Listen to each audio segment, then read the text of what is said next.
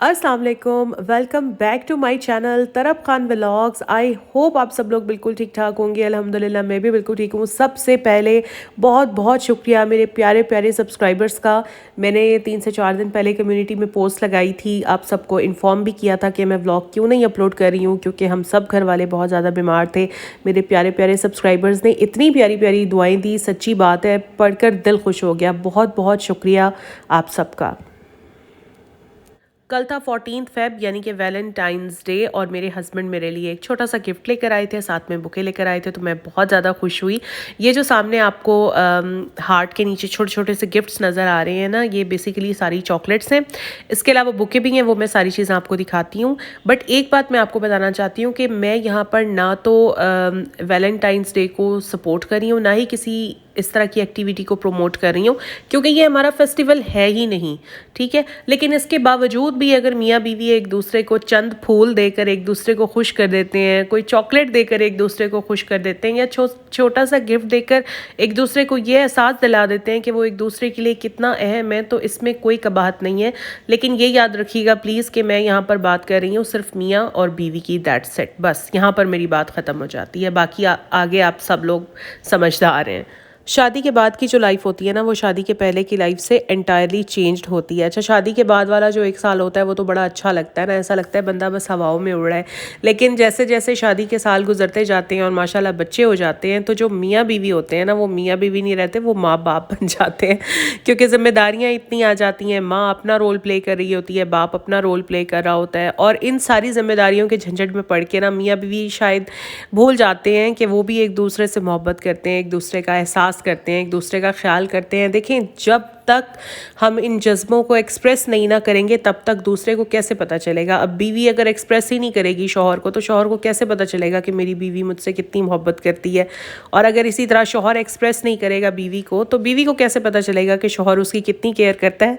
तो मैं ये कहती हूँ कि इन छोटे छोटे से मौक़ों पर ना मियाँ और बीवी को एक दूसरे को ज़रूर एक दूसरे के होने का, एक दूसरे से मोहब्बत का एहसास दिलाना चाहिए।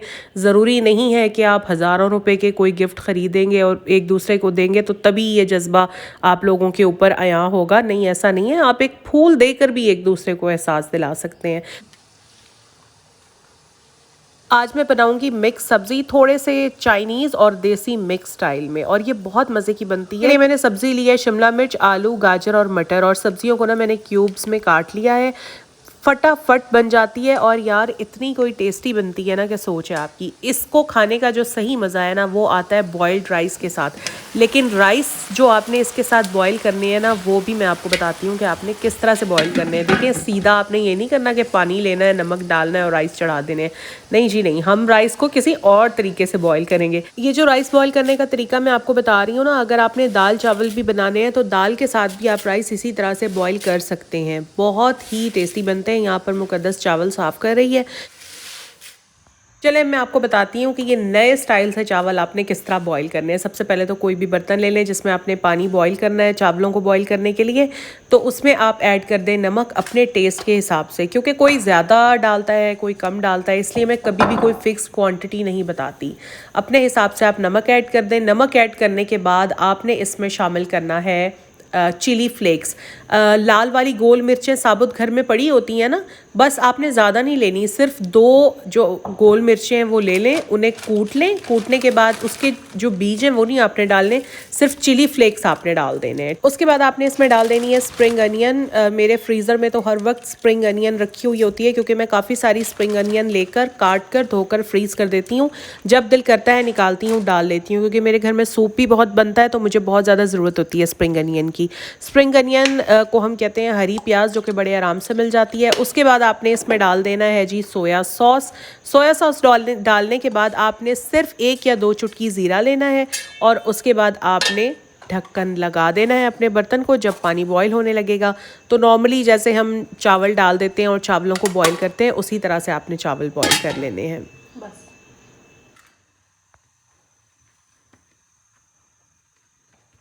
हाथ मारो डाल लो।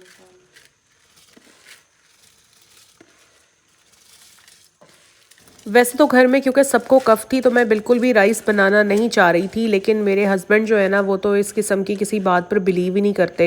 बच्चों को इतनी ज़्यादा खांसी है, वो बनाना लेकर आ गए हैं कि बच्चों को बनानास खाने दो, सेब खाने दो, किसी चीज़ से मना ना करो। जबकि मैं ये बात कर रही थी कि जब भी कफ़ होती है ना तो उसमें ऐसी चीज़ें नहीं खाते। बस ऐसे ही सुना है मैंने, मेडिकली तो प्रूवन नहीं है इस तरह की कोई भी चीज़, लेकिन सुना मैंने यही है कि अगर खांसी हो रही हो उसमें अगर आप चावल खा लें तो कफ़ और ज़्यादा एग्रीवेट हो जाती है, या केला खा लें तो कफ़ और ज़्यादा एग्रीवेट हो जाती है। लेकिन मेरे हस्बैंड नहीं सुनते, वो कहते हैं कि इस तरह का कुछ नहीं होता, तुम सिर्फ वहम करती हो, तो अपने वहम अपने पास रखो और मेरे बच्चों को खाने दो वो जो भी खा रहे हैं। तो मैंने कहा ठीक है भाई, मैं भी आज राइस ही बनाऊंगी, जिसने जो मर्ज़ी खाना है खाए, मैं किसी को अब मना नहीं करूँगी।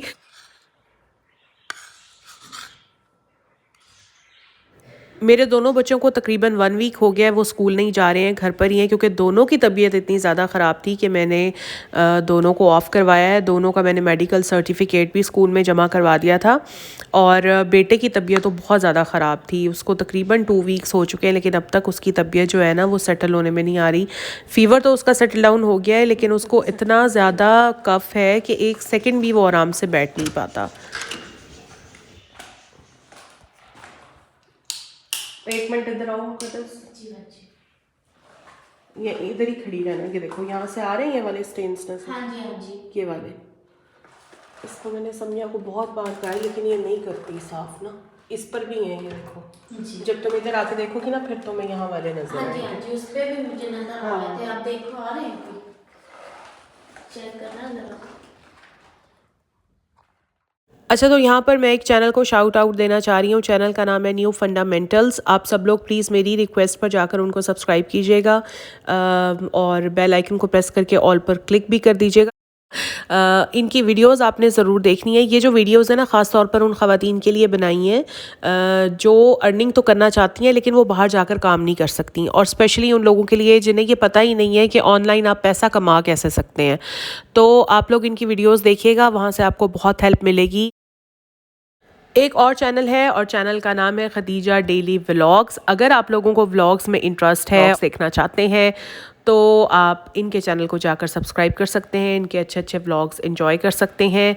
इनके चैनल को भी सब्सक्राइब करें, बेल आइकन को प्रेस करें और ऑल पर ज़रूर क्लिक करें। दोनों चैनल्स के लिंक्स मैं डिस्क्रिप्शन में डाल रही हूँ, आप जाएंगे लिंक पर क्लिक करेंगे तो डायरेक्ट आप उस चैनल पर पहुँच जाएंगे। ठीक है, यहाँ पर मुकद्दस दरवाजे साफ़ कर ही रही थी कि उसके बेटे ने रोना शुरू कर दिया, तो मैंने मुकद्दस को सर्वेंट क्वार्टर में भेज दिया था। पीछे मैंने सोचा खुद ही जल्दी जल्दी बर्तन वॉश कर लेती हूँ, क्योंकि जब मुकद्दस जाती है सर्वेंट क्वार्टर में तो उसको वापस आने में ना काफ़ी टाइम लग जाता है। बच्चा क्योंकि छोटा है, वो उसको फिर फीडर पिलाकर और पैम्पर शैम्पर चेंज करवाकर फिर ही नीचे वापस आती है।